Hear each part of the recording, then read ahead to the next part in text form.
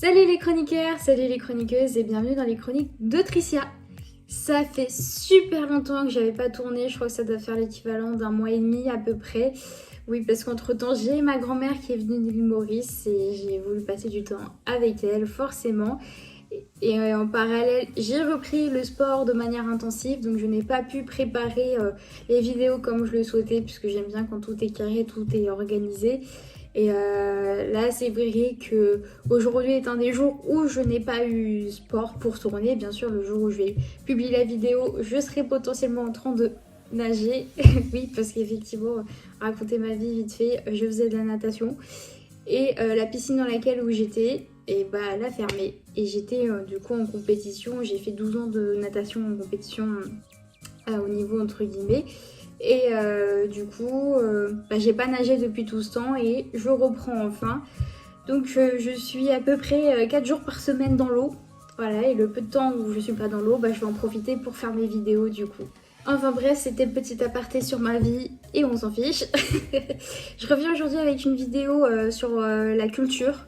Sur la culture indienne en fait, puisque c'est aussi ma culture à l'île Maurice, où on a une culture aussi indienne et comme je l'ai dit, je suis d'origine indienne. Et dans cette vidéo là, j'ai envie de vous parler, de vous présenter les vêtements et les tenues traditionnelles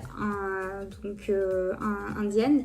Que ce soit chez la femme et chez l'homme, il y en a beaucoup que vous avez vu passer ou vous connaissez, dont le plus classique et le plus connu qui est le sari chez la femme.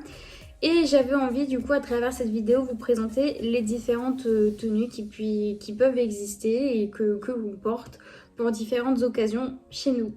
Dans cette vidéo aujourd'hui je vais vous présenter tous les vêtements de la femme puisque si je fais la femme et l'homme il y en a pour 40 minutes de vidéo et je n'ai pas envie de vous faire subir ça donc je vais faire en deux parties. La première partie les femmes et en deuxième partie les hommes.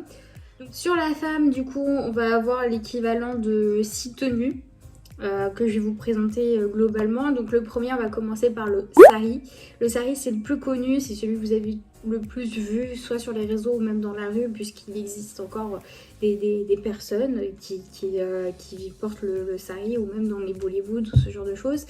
Et le sari est le vêtement le plus ancien de la culture, même de l'histoire, puisque c'est une tenue, un vêtement qui a ses origines depuis 100 ans avant Jésus-Christ.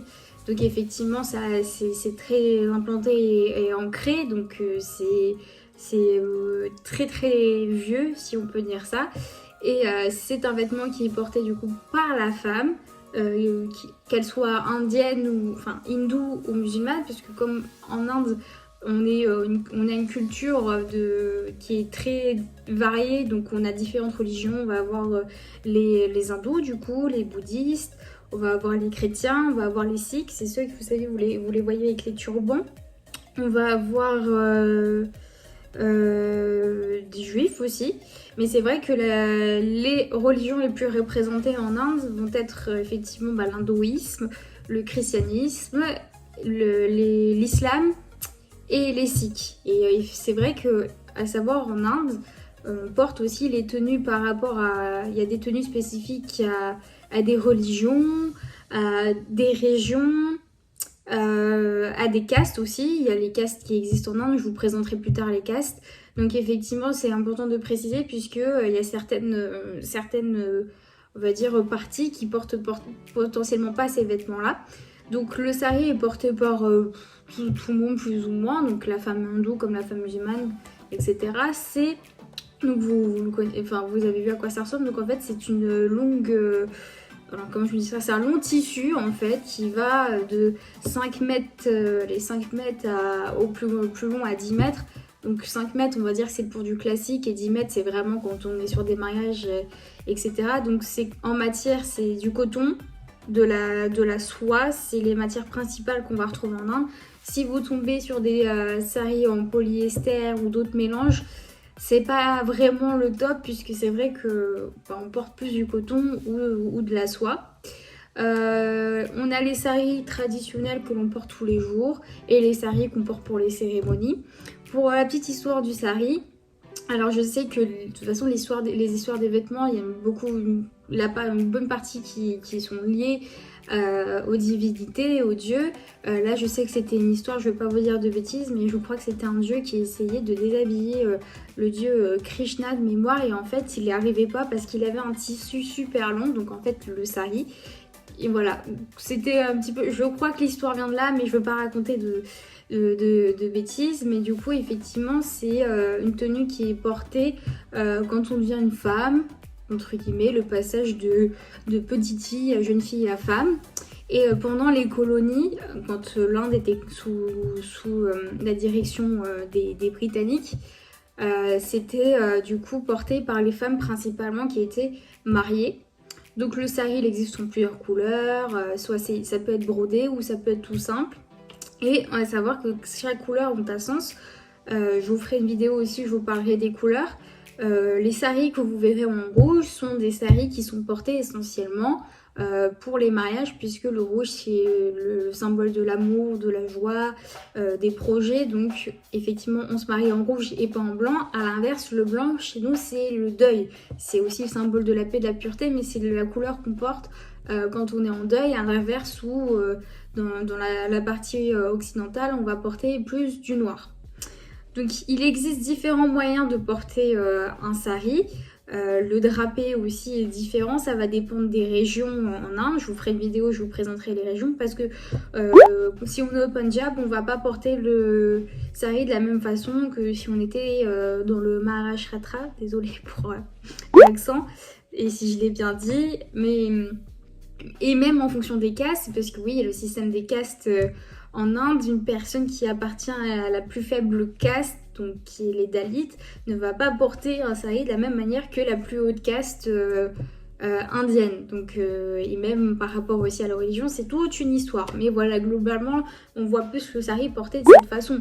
Moi, je pense que je le porterai comme ça. J'ai jamais porté de sari, mais voilà. Et le sari, c'est un vêtement qui est porté en Inde, du coup, mais aussi au Bangladesh, au Pakistan, en Iran, en Afghanistan, au Sri Lanka, à l'île Maurice aussi, forcément. Donc c'est pas un tissu qu'on retrouve principalement en Inde, c'est un tissu qu'on retrouve aussi dans d'autres pays. La culture, du coup, s'étend sur les pays voisins. Donc du coup, il va exister différents styles de sari, de couleurs à porter, de broderie, parce que la plupart des vêtements sont brodés à la main. Il y a des saris tout simples qui vont pas être brodés, et forcément plus on va monter sur des saris sophistiqués, plus les prix aussi vont être assez élevés. Et ce qui est sympa en Inde, c'est que quand vous achetez votre tenue, votre sari, il est unique, c'est-à-dire vous n'allez pas marcher avec quelqu'un dans la rue qui va avoir le même que vous. C'est un seul c'est un seul tissu unique. Après, bien sûr, on le fait par rapport à vos mesures, etc. Mais on ne peut pas avoir deux personnes qui ont le même modèle, sauf si c'est fait, s'il existe des marques qui vous le reproduisent en plusieurs fois. Mais en soi, de ce qui a été expliqué, de l'expérience aussi de mon papa qui nous a acheté des tenues en Inde, il n'existe qu'un seul modèle. C'est voilà. Y a pas, vous verrez personne d'autre marcher avec la même chose. Vous savez, c'est comme quand vous allez à la piscine, vous prenez un maillot de bain, un peu, ah bah merde, pardon, l'autre personne elle a le même maillot de bain que moi. Voilà, ça arrivera pas avec un sari ou les autres tenues indiennes. Du coup, le sari, pour revenir un petit peu à son composition, donc je disais, donc c'était un long tissu entre 5 à 10 mètres qui est porté ensuite avec une blouse qui est appelée le choli en hindi, et après du coup le jupon auquel autour on va mettre le tissu. Et ça s'achète aussi à part, c'est-à-dire que vous pouvez déjà avoir votre blouse et votre jupon et juste changer le tissu. Donc ça c'est plutôt pratique. Ensuite en deuxième tenue, on va avoir le salwar kameez, j'espère que je prononce bien, m'en voulez pas trop. Alors ça va être une tenue qui va être portée donc dans d'autres régions. Donc on va avoir le Cachemire et le Punjab, ce sont les régions dans lesquelles on va plus retrouver cette tenue. Donc ça ressemble à une tenue qui s'appelle le churindar. Donc en fait ça va être une tunique, on peut dire ça, une robe qui va arriver à peu près au-dessus des genoux, et avec un pantalon qui va être large en fait, et qu'on va resserrer aux chevilles, et avec après une écharpe ou une étole et qui s'appelle le dupatta en hindi, ou on dit le holni en enfin moi ma mère m'a toujours dit le holni en créole hindi. Et effectivement donc c'est 3 pièces du coup. Et le holni en fait qui est mis, il sert après en fait effectivement à pouvoir se couvrir la tête, puisque quand on va dans les temples et tout on se couvre la tête. Et c'est une tenue aussi qui est portée par les musulmanes, parce que du coup c'est plus facile aussi après pour elles d'ajuster le voile. Donc voilà, il n'y a rien de mal, c'est une tenue qui peut être portée par tout le monde. Mais c'est vrai que on a plus la communauté musulmane qui va le porter parce que c'est pas moulant. Et que effectivement il y a le côté aussi avec les tolls, enfin le dupatta qui permet après de pouvoir se couvrir le visage. C'est pareil, vous pouvez en avoir des simples, ceux qui vont être brodés. C'est des tenues qu'on a, qui est portée tous les jours, qu'on voit dans la rue. Donc vous avez les simples unis, etc. qu'on met tous les jours. Et puis ceux qui sont évolués, pour ceux qui veulent mettre ça à des mariages ou autre chose. Ensuite, en troisième tenue, moi c'est celle que j'adore, c'est le churidar. Donc ça ressemble, donc je vous disais, au salwar. La différence c'est que le churidar, la robe va être plus longue.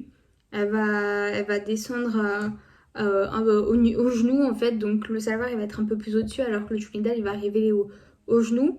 Et là la différence c'est qu'on va pas resserrer aux chevilles et que le pantalon il va pas être ample. Il va être plutôt, dans le langage, on va dire, les skinny. Et après, on l'ajuste au niveau des jambes. Il y a des petits plis, etc. Après, on peut resserrer aussi s'il y a des petites choses aux chevilles. Mais c'est pas ample, c'est droit. C'est comme si vous mettiez un legging, en fait, avec votre robe par-dessus. Et toujours après, le holni, le dupatta, l'étole. Donc c'est très différent. Moi j'en porte des churidar, donc j'adore ça. Après c'est vrai que moi je suis difficile sur les matières. J'aime beaucoup quand c'est du coton et pas du tout polyester, je me sens pas à l'aise. Et c'est pareil, plus c'est brodé, plus c'est lourd à porter. Et moi personnellement j'y retrouve quelquefois des gênes parce que ça me pique. Enfin voilà, mais j'adore porter le churidar, mais c'est pas la tenue que je préfère porter le plus. Pendant les mariages, ce genre de choses, c'est les lenga choli que je présenterai après. Oh non, en fait, j'aime bien les deux. J'aime bien les deux, après ça dépend la matière, ça dépend comment c'est ajusté aussi. Donc non, finalement, j'aime bien les deux. En quatrième tenue, on va voir l'anarkali. Ça, c'est le bon accent français, c'est anarkali. J'ai essayé de le dire comme j'ai pu. Ça va rejoindre un peu aussi le churidar. La différence c'est que là on va avoir une robe vraiment longue, ça va arriver bien plus bas que les chevilles, voire même toucher par terre. Et c'est pareil, c'est ce qu'on porte surtout à des occasions particulières, comme des mariages, etc. Ça peut être porté avec manche ou sans manche. Et c'est pareil, ça peut être brodé et ne pas brodé. Après c'est vrai que c'est plus lourd parce que c'est aussi plus long. Ça arrive vraiment au niveau des chevilles, voire plus bas, et ça rejoint un peu le churidar. Voilà. Ensuite, on va avoir le lenga choli. Voilà la tenue dont je vous parlais avant. J'adore ça, je trouve ça trop beau. Alors, le lenga choli, c'est 3 pièces. Donc, ça va être la blouse qu'on appelle le choli, qui laisse en fait le ventre un peu nu. Et on va avoir après donc la jupe qui va être plissée. Elle peut être généralement les jupes elles sont assez longues. Et qui peuvent être brodées, etc. Donc ça les rend aussi lourdes. Et puis après, pareil, toujours, on va avoir le holni, le dupatta. Donc ça, c'est une tenue qui est qui est plus portée à l'ouest de l'Inde. Et encore une fois, en fonction de la région dans laquelle vous portez, il y en a qui vont le porter comme une tenue quotidienne et d'autres qui vont porter ça vraiment pour des occasions spéciales comme les mariages, des cérémonies, des festivités. Donc ça dépend vraiment des régions. Et ce que j'adore, c'est qu'un lenga, on peut le composer un peu comme on veut. On peut, on peut switcher et faire des associations entre la blouse et le jupon. Et je trouve, en tout cas, moi je trouve ça toujours très beau. Je trouve que c'est d'une classe et d'une élégance. Et j'adore cette tenue. J'avais porté du coup une tenue moi pour le mariage de mon oncle à l'île Maurice, et qui était venu du coup directement de l'Inde, que mon père était allé chercher. C'était brodé à la main et tout, c'était magnifique. Mais mon dieu, qu'est-ce que c'était lourd. Parce que j'avais des perles vraiment sur toute la jupe. Donc du haut de la jupe jusqu'au bas. C'était des perles, c'était des décorations. Et c'était lourd. Quand je soulevais la jupe pour monter les mains, j'avais l'impression de soulever des parpaings quoi. C'était lourd à porter. C'est vrai que c'est magnifique. Mais plus vous allez prendre des lehengas sophistiqués, plus ça va être lourd en fait à porter. Après c'est vrai que c'est beau. Mais voilà, faut le supporter, notamment si vous voulez danser, etc. Et si vous voulez en prendre soin et éviter aussi qu'on vous arrache des petites perles par-ci, par-là. Ce serait dommage. Et pour terminer sur la dernière tenue, on va avoir le Patu Pavadai. J'espère que je l'ai bien dit aussi. Alors ça, c'est pas vraiment une tenue de femme, c'est une tenue qui va être plus destinée aux petites filles et aux jeunes filles. Voilà, parce qu'elles peuvent pas porter des saris ou ce genre de choses. Si pourrait, mais c'est pas vraiment adéquat. Donc ça c'est la robe traditionnelle qui est portée dans le sud de l'Inde. J'ai essayé de faire ça comme si je pensais avoir l'Inde entre les mains. Donc du coup c'est une jupe en fait longue qui arrive au niveau des orteils avec du coup un haut, je sais pas si on peut dire une tunique ou une blouse longue qui va arriver un peu ouais, au niveau des hanches. Et c'est ce qu'on fait porter aux petites filles et aux jeunes filles. La jupe elle est en forme de cône du coup. Et c'est beau aussi quand les petites filles elles dansent, ça tourne bien. Et c'est des tenues qu'on voit généralement sur les petites filles. Moi je crois que ma mère m'en avait mis une. Non pas du tout en fait. Bon voilà, c'était grosso modo, je vous ai pas présenté toutes les autres tenues qu'on peut avoir par rapport aux régions. Là, si je vous parle des tenues les plus connues, celles qu'on voit le plus à la fois dans les films, mais aussi dans les mariages, les cérémonies, les festivités. J'espère que j'ai pu expliquer sans trop m'éparpiller, sans trop rentrer dans les détails non plus. L'objectif, c'est que ce soit un peu clair et concis. De toute façon, il y a les images pour alimenter. Du coup, je ferai une prochaine vidéo dans laquelle je parlerai des tenues indiennes, mais cette fois-ci masculines. Pour ceux ou celles qui veulent me poser les questions, retrouver des tenues, bah moi actuellement je viens de la région parisienne, donc si je dois aller chercher quelque chose, après c'est vrai que moi j'achète plus à l'île Maurice quand je vais là-bas. C'est vrai qu'on pourrait s'orienter directement vers le quartier indien à Gare du Nord. Après les prix ils sont assez élevés. Et après on a d'autres marques comme Lehenga Taj Paris ou d'autres marques que vous pourrez retrouver sur les réseaux sociaux qui en proposent. Après c'est bien d'aller voir, c'est bien d'aller toucher les tissus. C'est bien de pouvoir essayer quand c'est possible parce que de pouvoir se sentir à l'aise. Moi après c'est vrai que je les achète toujours dans les showrooms à l'île Maurice. Parce que bon, bah, les prix pour moi sont plus intéressants et qu'il y a beaucoup plus de choix puisqu'on n'a que des boutiques comme ça à l'île Maurice. Donc j'ai l'embarras du choix sur ce que je veux en termes comment dire, de forme, en termes de matière, en termes de couleur, en termes de broderie.